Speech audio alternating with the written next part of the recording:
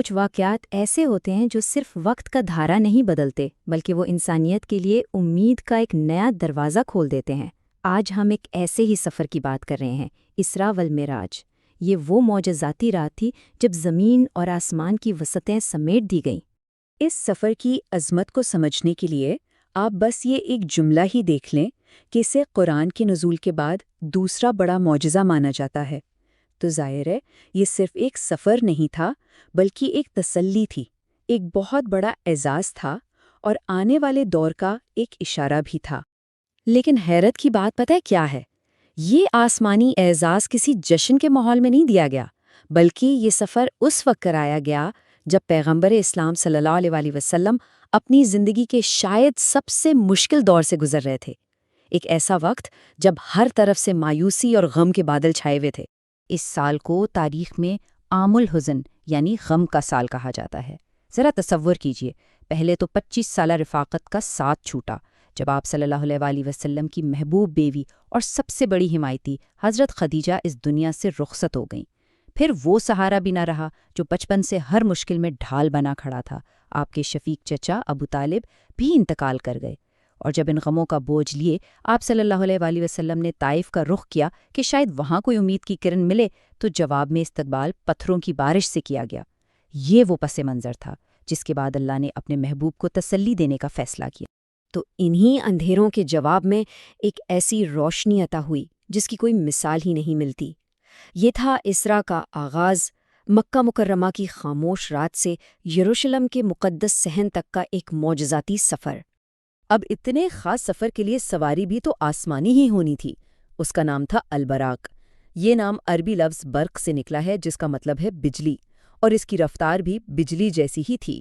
روایات کے مطابق یہ ایک سفید رنگ کا جانور تھا جس کا ہر قدم وہاں پڑتا تھا جہاں تک انسانی نظر پہنچ سکتی تھی۔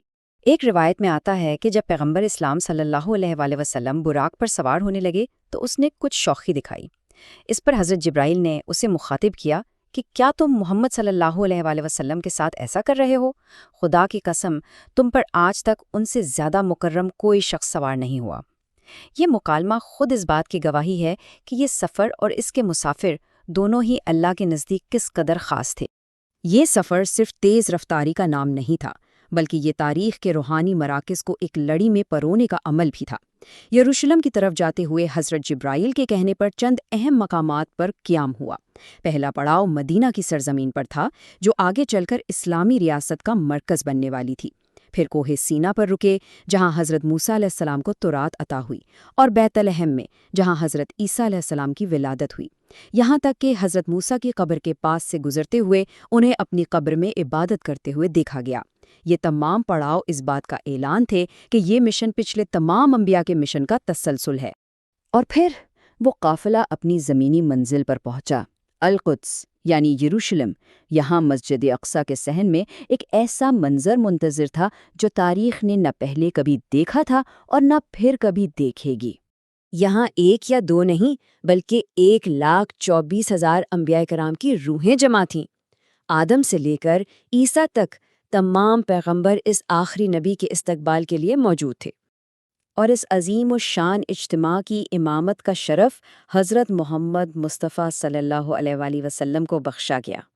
یہ ایک خاموش مگر بالکل واضح اعلان تھا کہ آپ صلی اللہ علیہ وسلم ہی امام الانبیاء یعنی تمام نبیوں کے امام ہیں، اور آپ کا پیغام پچھلی تمام تعلیمات کا نچوڑ اور تکمیلہ ہے۔ اب اس پورے واقعے کی ٹائمنگ بھی بہت اہم ہے۔ یہ سفر رجب کے مہینے میں ہوا، اور اسلامی کیلنڈر میں رجب کو ایک خاص روحانی اہمیت حاصل ہے۔ اسلام کے 4 حرمت والے مہینوں میں سے رجب ایک ہے۔ یہ وہ مہینے ہیں جن میں جنگ و جدل سے منع کیا گیا تھا تاکہ لوگ امن سے عبادت اور تجارت کر سکیں۔ رجب کو الفرد یعنی تنہا بھی کہتے ہیں کیونکہ باقی 3 حرمت والے مہینے ذوالقعدہ، ذوالحجہ اور محرم وہ ایک ساتھ آتے ہیں، جبکہ رجب اکیلا کھڑا ہے۔ اس مہینے کے کئی اور نام بھی اس کی فضیلت بتاتے ہیں، جیسے رجب العصب یعنی وہ مہینہ جس میں اللہ کی رحمت خوب برستی ہے، اور رجب الاسم یعنی بہرا مہینہ کیونکہ اس میں لڑائی کی وجہ سے تلواروں کی آوازیں سنائی نہیں دیتی تھیں، تو یہ مہینہ امن اور رحمت کی علامت ہے۔ اچھا، یہاں ایک بات واضح کرنا ضروری ہے۔ اگرچہ یہ واقعہ 27 رجب کو بہت اہتمام سے منایا جاتا ہے، لیکن زیادہ تر مورخین اور علماء اس پر متفق ہیں کہ اس کی کوئی حتمی، بالکل قطعی تاریخ روایات میں موجود نہیں۔ 27 رجب کی تاریخ سب سے مشہور رائے ہے، لیکن یہ واحد رائے نہیں ہے۔ رجب کی روحانی حیثیت کو ایک بزرگ ابو بکر الوراق البلخی نے بہت خوبصورتی سے بیان کیا ہے۔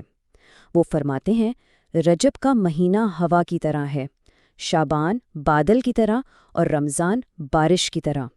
مطلب یہ کہ رجب میں عبادت کا بیج بویا جاتا ہے، شعبان میں آنسوؤں سے اسے سینچا جاتا ہے اور پھر رمضان میں رحمت کی فصل کاٹی جاتی ہے۔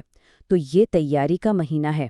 تو اس پورے سفر سے، اس کے پس منظر سے اور اس کی ٹائمنگ سے ہمارے لیے کیا سبق پوشیدہ ہیں؟ چلیں چند اہم نکات پر غور کرتے ہیں۔ سب سے پہلا اور شاید سب سے طاقتور سبق وہی ہے جہاں سے ہم نے بات شروع کی تھی، مشکلات۔ قرآن کا وعدہ ہے کہ ہر مشکل کے ساتھ آسانی ہے۔ اسراء اور معراج اس آیت کی عملی تفسیر ہے۔ یہ ہمیں سکھاتا ہے کہ جب انسان صبر کی انتہا کو پہنچ جاتا ہے تو اللہ کی مدد اور راحت ایسے راستوں سے آتی ہے جن کا گمان بھی نہیں ہوتا۔ اس سفر کے آسمانی حصے یعنی معراج سے امت کے لیے 3 انمول تحفے لائے گئے۔ پہلا، دن میں 5 وقت کی نماز جو مومن کی معراج ہے۔ دوسرا، سورہ بقرہ کی آخری 2 آیات جو دعا اور ایمان کا خزانہ ہیں۔ اور تیسرا، یہ خوشخبری کہ اس امت کا ہر وہ شخص جو شرک سے بچا رہے گا بالآخر جنت میں داخل ہوگا۔ تو اس پوری گفتگو کا خلاصہ کیا ہے؟ چند اہم باتیں ہیں جو ہمیشہ یاد رکھنے والی ہیں۔ پہلی، شدید ترین آزمائشوں میں بھی امید کا دامن نہیں چھوڑنا چاہیے۔ دوسری، وقت کی قدر، خاص طور پر حرمت والے مہینوں کی۔ تیسری، روحانی ترقی کے لیے تیاری اور استغفار کی اہمیت۔ اور سب سے بڑھ کر یہ احساس کہ تمام انبیاء کا پیغام ایک ہی لڑی میں پرویا ہوا ہے، جس کا مرکز توحید ہے۔ آخر میں یہ سوال رہ جاتا ہے کہ صدیوں پہلے پیش آنے والا یہ واقعہ جو ایک شخص کے غم کو دور کرنے کے لیے تھا، آج ہم سب کے لیے کیا معنی رکھتا ہے؟ شاید اس کا جواب اس بات میں چھپا ہے کہ ہر دور کے انسان کو کبھی نہ کبھی اپنے عامل حزن کا سامنا کرنا پڑتا ہے، اور یہ کہانی اس امید کی یاد دہانی ہے کہ ہر رات کے بعد صبح ضرور ہوتی ہے۔